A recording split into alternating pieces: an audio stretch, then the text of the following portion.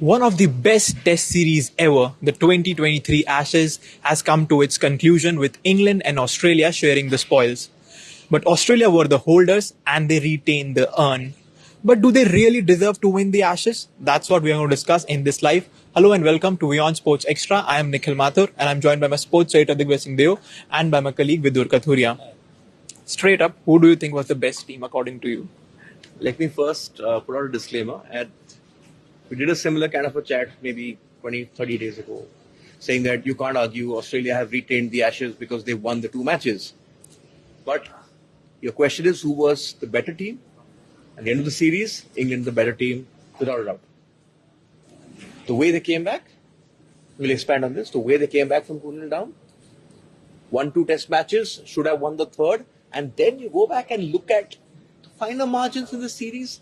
How many sessions who won? Comparatively, better team. But the reason they didn't win the Ashes is because of bad tactics. In the first two tests. Yeah. I think, it all comes down to the fourth test. The fourth test, if it wasn't washed out, the final 2 days were basically washed out. And England would have won that test. I don't think anyone can deny them that. And looking at that, obviously the series score would have been 3-2. It would have been validation. Could have been 4-1 if they had got the declaration right. Yeah. So First test. But this is all ifs and buts. It hasn't worked out like that. The series score reached 2-2, and that means that Australia retained the urn. I mean, whether they deserve to or not, that's a separate conversation, obviously, that we are having right now. Isn't that the conversation we're having? Yeah. That they've retained the urn, but were they the better team? I think that's where we're at. Were they the better team? Let's look at that first. Were they the better team? Obviously, in a situation like this, the team which already holds the urn will have the advantage. You need to win. It's like the Ryder Cup, right? If you're the Ryder Cup holders, you don't need to win it outright. You just need to draw. Yeah. Then you retain the Ryder Cup. So I think let's look at it this way. Were England the better team across 5 tests? Let's look at that. What do you think, Nikhil? I mean, yeah, all the test matches. No. Come on, take a stand. No, I kind of disagree. I think Australia deserved to win the Ashes because They didn't win the Ashes. Yeah, exactly. Retained. They retained the Ashes because the first two tests you're not playing at home, you are away. Pat Cummins made better decisions. What if it was a 3-match test series? 3-match Ashes. Then Australia were the clear winners. You had the luxury that they were. Would it have been a 3-match series? This is a 5-match series. Ultimately, it was 5 matches. And the last 3 test matches, England better team.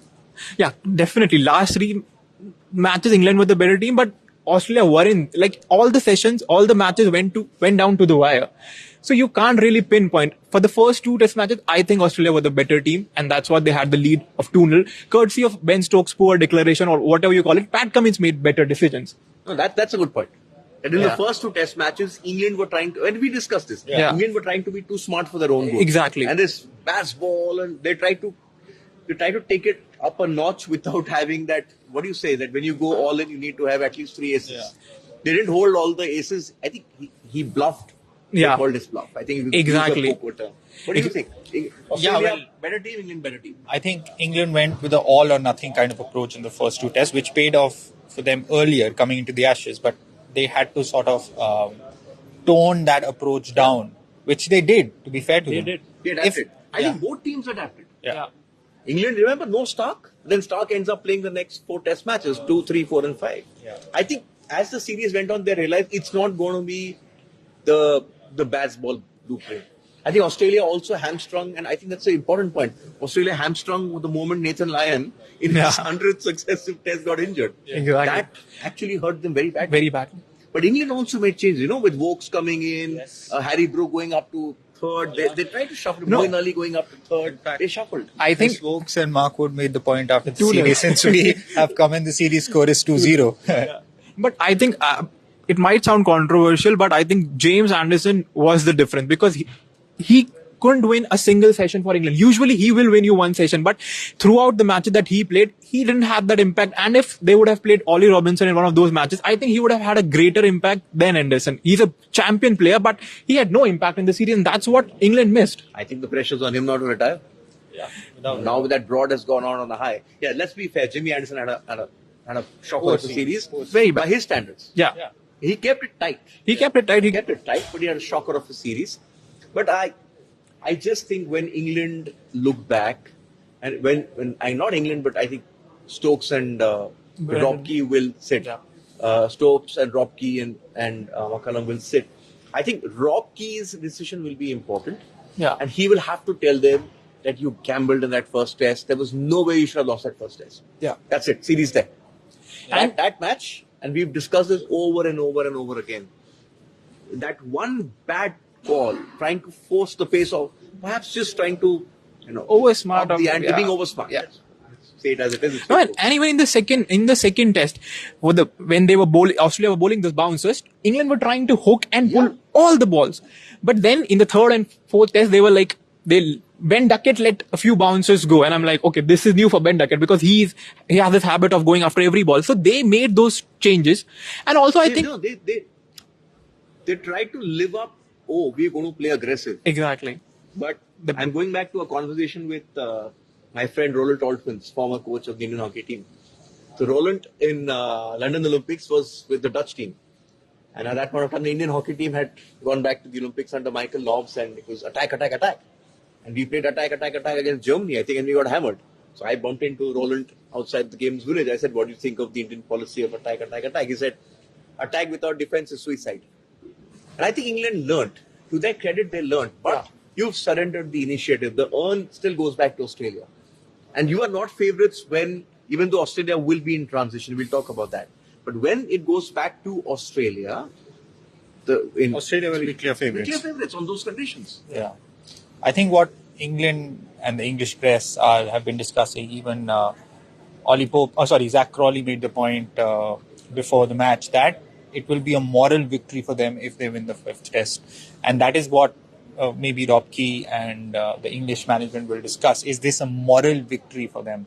Because of purely that fourth test, which, I mean, let's face it, they would have won. So the series score. I have a different point. I don't get along and understand these stupid terms.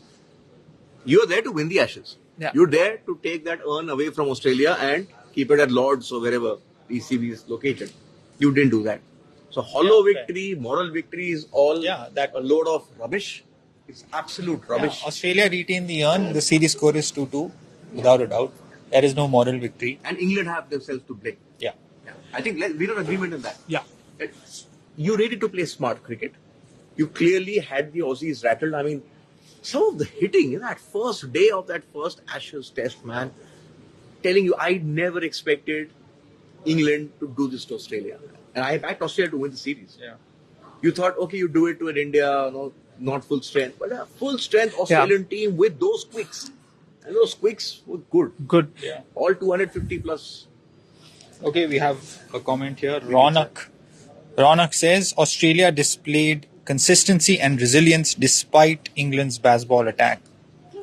The first two days, that was definitely. They played cricket the way Test cricket is supposed to be played. Yeah. And I'm coming back to what I told you in the first Test match. When England play the way they do, they're still giving the opposition time to score those runs. Yeah. Declaration. Yeah. No, not declaration. Just, but The they way they declared approach it. 380 in one day, but it's still 4 days left in the Test. So you are not seeing out overs. You've got to ensure that either the team who's playing in the fourth innings, doesn't have enough time to chase down those runs, right? But you're giving them 2 days to chase it down so they can pace themselves. Did you ask Australia to go all in? They didn't. Yeah. They gave Australia the sort of the freedom to approach a chase the way Australia would like to chase it. It wasn't like, oh, you have 80 overs to get 280 runs. You think about it. Will you go for it? You lose a couple of wickets, you back off. Another comment here from Murad. Australia's retention of the Ashes was purely luck-based and not deserved. Obviously, Murad is not very happy that the series score reached 2-2. Well, if you call rain luck. But hang on, let's look at it again and explain this. In the 4 Test matches that happened, Australia won 2, England won 1. The 4th, England should have won, but it got rained off. It's not Australia's fault. They retained the Ashes. Where's the luck got to do with it? Yeah. Australia could argue that this was a dead rubber. Didn't matter to us. Exactly.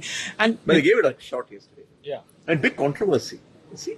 The ball, the point Yeah. Ricky Ponting makes about the ball. the ball, And while when I read it, I thought that, oh, it's a lot of rubbish. But when I actually saw the discussion with Dinesh Karthik there and all, Yeah. and you see the color of the ball, you see the shine on that ball, and those Makes a 3 wickets difference. which Makes they a lost, difference. it makes a difference. no, and this is, Especially when it starts, those. it gets overcast and it Overcast. starts to swing. I mean, this series has everything, controversies. But I disagreed with your initial bit. I don't think this is the greatest Ashes series. No, I said one of the. I just thought that in terms of your drama, the last Ashes series in England, the Stokes heroics and all, that was good fun. Because it was also, the storyline was also... See, here when England were batting, there wasn't much of a contest. It was brutal. I think contest-wise, you go back to Headingley, the 81 Ashes, or even 2005 Ashes. 2005, that was a contest. Two teams sort of similar levels going hard at each other. I think this one here was just, it swung this way and that way. There was never an even sort of a No, feel. there can never be an even, because I think what I like about this series was there were two different approach to Test cricket. One the baseball and one the traditional way, and you can win Test match with both the approach. We knew, so I think the contrast was there, and both teams showed that you can win. You don't need to play baseball. You can still I win. agree with that. But I'm saying if you go back to 2005, Yeah. Australia was still the better team, but England played out of their schemes to Yeah. get to that level. In this case, they both entered this. As In As- these conditions, as- you would say as fairly evenly matched. Obviously, Australia were World Test champions. One of the best series you talk about. You keep going back to 2005. Say for us, But you know, 2001 India, but that yeah. was 3-match No, series. Ashes, greatest Ashes series. So yeah, 2005, there was so much drama, just the pure sort of quality of the Australian team, one of the greatest sides of all time. And for Test cricket, that looking back, the 2005 Ashes series has a great legacy. Yeah. So that will probably be unmatched heading into the following Ashes. Yeah. This could have been a great series. It was a It good was, series. it was a great- I would say it was a good series. Was it a great series? I'm not convinced with it. I had just, because of that 2005 series, you did two teams going hard at each other, and the difference was there. There was a difference back then. Yeah. Here you were almost even. I mean, most of us thought England were favourites going into this. Let's be fair. England, baseball England, these conditions, favourites going into this series. Yeah, but that fourth test, you keep coming back to that. If England would have won that, then the series score would have been 3-2, and they would have come back from 2-0 down. I think the first English team to do it in the history of the I don't think Ashes. anyone has. Yeah, the first England, Australia, the Don Bradman Australia side, one of them. I thought They it did it. was also Djokovic who came from 2-0 Yeah, down. so we would have been having a completely different conversation. So I think the contest was there. It was still a very, very good test series. Probably the best test cricket we can see right now as a test cricket fan in the world. This is what you want, the Ashes, and it will still be remembered as a high quality contest. I'd say that. Yeah. So You got a poll? poll, yes. Let's go through the poll. But thank you for your comments and keep writing. Yes. Did Australia deserve to retain the Ashes? 45% say yes. 55% say no. So yes. Interesting. Close. Very close. See, that's why I picked this topic. Gotta have debate. Okay, that's the Ashes done and dusted. Till the next Ashes then in Australia. Oh, by the way, since we're on this, I think it's a change of guard. Smith, Warner, Stark, Hazelwood, Lyon, Khawaja. Yeah. Yeah. I mean, that's 6 people minimum from this team. Yeah. Oh, Marsh, he's on the other side of 30 as well, right? How many members in this team are actually going to start the next Ashes? I can say think- Labuschagne and Carey as things stand. I think Smith will still be there. I think 3 Smith years? will want 2.5 to. years, 1.5 years. Smith will want Maybe to. he would just play one format and be- Most of these players will want to bow out after a home Ashes victory.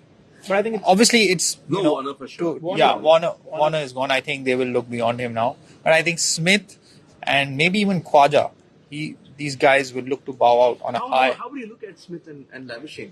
They got centuries, but not the prolific series you would expect from them. I think when it comes to Sorry, Smith, head stays. Head is going to be a Smith, big deal. when it comes to Smith's expectations are so high. His 2019 Ashes in England was extraordinary, his performance.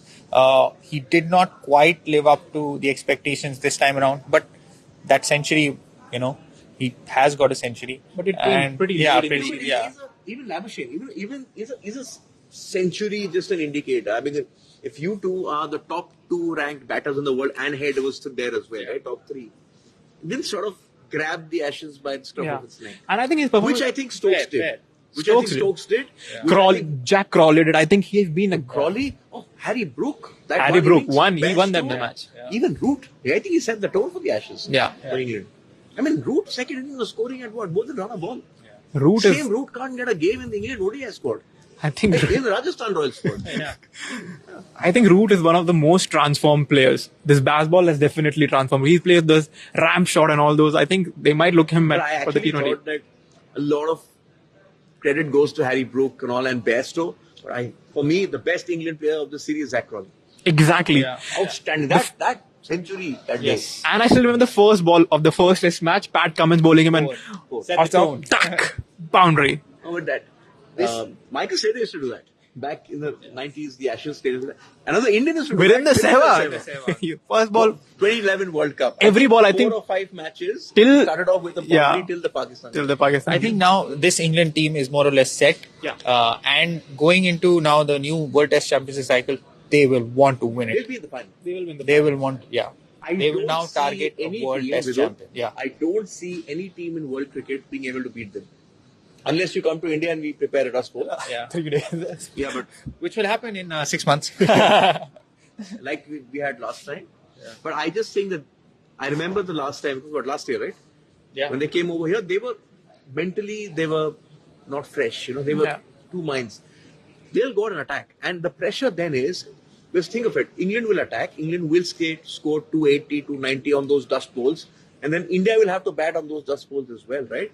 What works in India's favor is that you get the opposition out for say 120, 180, 200 and you somehow struggle and get those runs. But if England put 350 on the board on day one itself, It is going to be. it's going to be very troubling for India. The next series that we look up to is England versus India in India. Okay, that's done with the Ashes.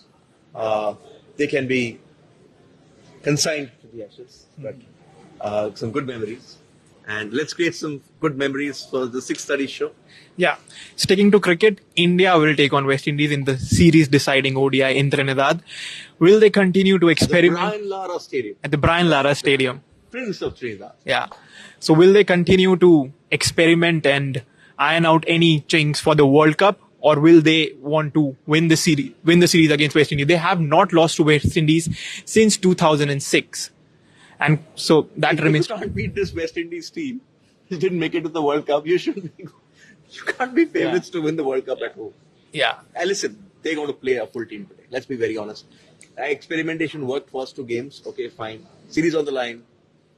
Rahul Dravid, Virat Kohli, and Rohit Sharma telling, boys, done. You're going to see Rohit open. You're going to see... Kohli hasn't played a single ball in this Kohli at 3. series. You're going to see Shubman. You're going to see probably Ishan or Pandya at 4, Ishan at 5. But what has happened to Shubman Gill? Like at the beginning of this year, he was gold, and since the World Test Championship final, he has been. It's okay. We can cut him some slack because of the form he was in the start. The 2 or 3 double centuries that he got. Yeah. He's earned his place. Yeah. Sanju Samson and Surya Kumar Yadav, on the other hand, may not make the World Cup squad. Yeah. I think Ishan has already won the battle 50, yeah. for the backup keeper. Rahul comes in, and you know that this team loves KL Rahul Yeah. for the versatility that he gives. He can keep wickets and do everything. Remember a World Cup in 2003 when India reached the final? Who was the vice wicket keeper of India? Anyone remember? Who is the head coach right now? Head coach and wicket keeper, so he knows. That's a 3D player. Yeah. So that's that. Oh, football, Mbappe finally the deadline to the contract extension has passed. So Mbappe, and I think that's the end of Mbappe at PSG. Yeah. They need to find a club. And Liverpool midfield rehaul. Is it complete? Another midfielder has left We the did club. think about Liverpool having a midfield sort of change, but we didn't realize that it would be a Saudi-inspired change. Yeah. So Fabinho has joined the Saudi champions Al Ittihad, but Liverpool have got good money for him. Listen, 51 I think million. it's a good move. I think Yeah. one of the reason they struggled last year was Fabinho was off pace. Yeah. He couldn't hold down a place in the starting 11. But Liverpool get $51 million for him, and they signed him for around the same amount. So that's good business after So you 5 add years. the 12 to Henderson, Yeah. which these are two transfers they didn't expect this season. Yeah. You can go to the market and buy someone decent for 65, 70. Yeah. So yeah, and we have Women's World Cup action where Big surprise. USA have been a little underwhelming. They end their group stage campaign with a draw, Two back-to-back draws. two draws and just one win in the That 3 was a games. penalty. Yeah, underwhelming performance, but they do qualify. And Netherlands, they put 7 goals past Vietnam. 7 goals, wow! Last time's runner-up, so they also move into the knockout stages with a lot of confidence. So yeah. And Demar Hamlin is back. That's the story. Comeback story of the year. Back in practice, back in padded practice, actually, is the right Yeah. word. And sort of had a full contact kind of a thing. And he's going to try and build up to the season. I'm not sure he's going to play all the matches, but if we see him even one game, I mean, that's the story. yeah. The guy who himself says, I died on the field. So all that and much more on our show at 6:30 p.m. IST. Thanks for tuning in.